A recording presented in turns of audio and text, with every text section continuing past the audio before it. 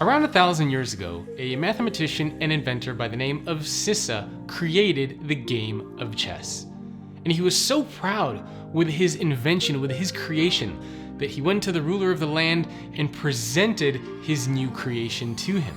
The ruler was so impressed with what Sissa had developed that he asked Sissa to choose any reward that he wanted. Horses, camels, land, a palace, he could have anything that his heart desired.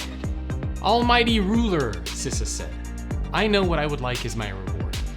I want you to put 1 grain of rice on the first square of the chessboard, and I want you to double it until you get to the very end. So 1 grain on the first square, 2 grains on the second square, 4 grains on the third square, 8 grains on the fourth square, and so on and so forth until you reach the final 64th square."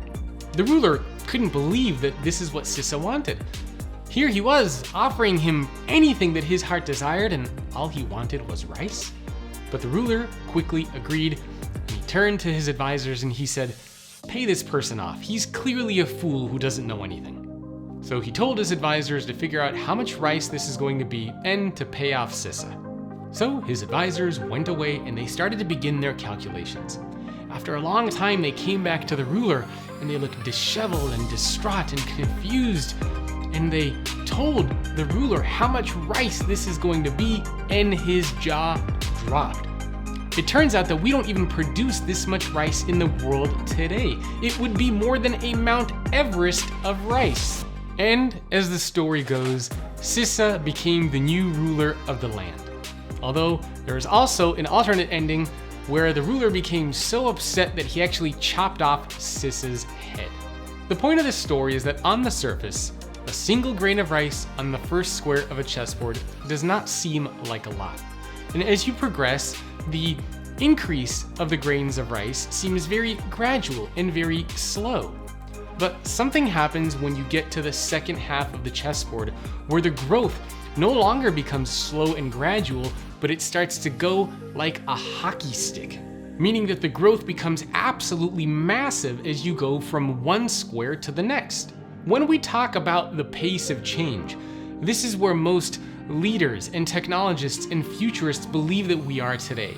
We are at the second half of the chessboard, where every year that goes by, the change that we are seeing is no longer just gradual or slow, but it has that hockey stick-like pattern.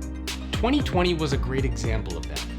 A lot of the change that organizations were trying to get done over the last 10 years, they now had to figure out how to do in just 10 months.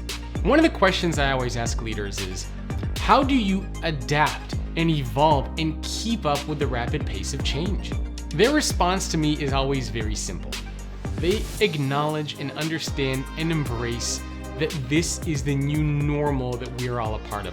In fact, things are never going to be as slow as they are now. They're only going to speed up. We must all embrace that this is the new normal that we are all a part of. We live on the second half of the chessboard. To succeed in this type of a world, personally and professionally, we must all understand and embrace that late adopter is now the same thing as out of business.